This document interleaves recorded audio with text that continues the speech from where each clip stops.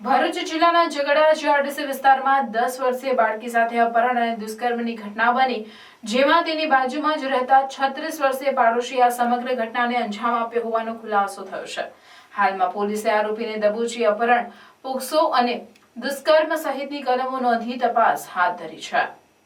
ઝઘડા જીઆરડીસી વિસ્તારમાં મજૂરી કામ કરી પોતાનું જીવન નિર્વાહ ચલાવતા પરિવાર પર જાણે આગ ફાટ્યું હોય તેવો કિસ્સો સામે આવ્યો, જેમાં પોતાના મકાન નજીક રમી રહેલ માસૂમ 10 વર્ષીય બાળકીને તેની જ બાજુમાં રહેતો 36 વર્ષીય વિજયકુમાર પાસવાને બાળકી પર નજર બગાડી બાળકીનું અપહરણ કરીને મકાનની પાછળ આવેલી ઊંચી દિવાલ પર ઊંચકી ગયો, ઝાડીઓમાં લઈ ગયો અને ત્યાં નરાધમ અને હવસખોર વિજય આ 10 વર્ષીય બાળકીને માર મારીને તેની સાથે દુષ્કર્મ આચર્યું.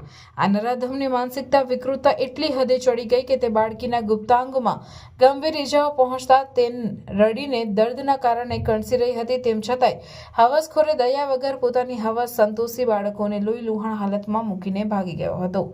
આ બાળકીને એટલી ગંભીર ઇજાઓ પહોંચી હતી કે તેનાથી ઊભું પણ થવાતું ન હતું, જેથી તે ત્યાંથી ધસડાતી તેની મકાન પાસેની દિવાલ સુધી પહોંચીને પોતાની માતાને બૂમો પાડવા લાગી. આ સમયે ત્યાં વાસણ માંજી રહેલી તેની માતાએ પોતાની પુત્રીનો અવાજ સાંભળતા જ ઉપર ચડીને જોતા જ ચોંકી ઉઠી. માતાએ તાત્કાલિક બાજુમાં રહેતા અન્ય લોકોને બોલાવી તાત્કાલિક તેને સારવાર અર્થે ભરૂચ સિવિલ હોસ્પિટલમાં લઈને પહોંચી, જ્યાં હાજર તબીબે બાળકીની હાલત જોઈ તેની સારવાર કરતા તેઓને પણ હાથ કાપવા લાગ્યા હતા. જોકે બાળકીને વધુ સારવારની જરૂર હોય તેને વડોદરાની એસએસજી હોસ્પિટલમાં ખસેડવામાં આવી હતી. આ બાજુ ઘટનાની જાણ થતાં અંકલેશ્વર ડીવાયએસપી ડોક્ટર કુશલ ઓઝા સહિતના પોલીસ કર્મીઓ હોસ્પિટલમાં દોડી આવી બાળકીની માતાની ફરિયાદના આધારે અલગ અલગ ટીમો બનાવી તપાસ હાથ ધરી હતી.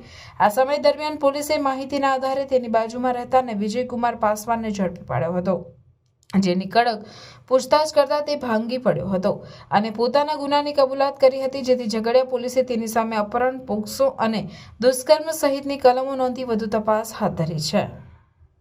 આરોપીને પકડી પાડવા માટે પોલીસ દ્વારા વિવિધ ટીમો બનાવવામાં આવેલ.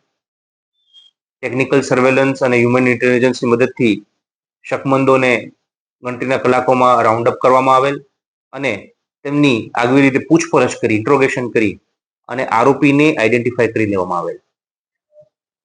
આ આરોપી જે છે એ ઝારખંડનો છે. શ્રમિક બાળકી જે કોલોનીમાં રહે છે તેની આજુબાજુના હોલીમાં રહે છે અને એનું નામ છે વિજયકુમાર શ્રી રામાશંકર પાસવાન, ઉંમર 36 વર્ષ. તે થર્મેક્સ કંપનીમાં શેન્ટિંગ હેલ્પર તરીકે કામગીરી કરતો હતો અને મજૂરી કરી અને લોખંડને વીણવાનું કામ કરતો હતો. ત્યારે એકલતાનો લાભ લઈ આ બાળકી ઉપર બળાત્કાર અને ગંભીર ઈજા પહોંચાડવાનો ગુનો તેણે આચર્યો છે. બાળકીને ગુપ્ત ભાગેથી ગંભીર ઈજાઓ થતી હતી, મોઢાના ભાગે પણ ઈજાઓ હતી, ખૂબ લોહી વહી ગયું હતું. તેવા સમયમાં તેને રેસ્ક્યુ કરી અત્યારે તેની હાલત ખૂબ સ્ટેબલ છે.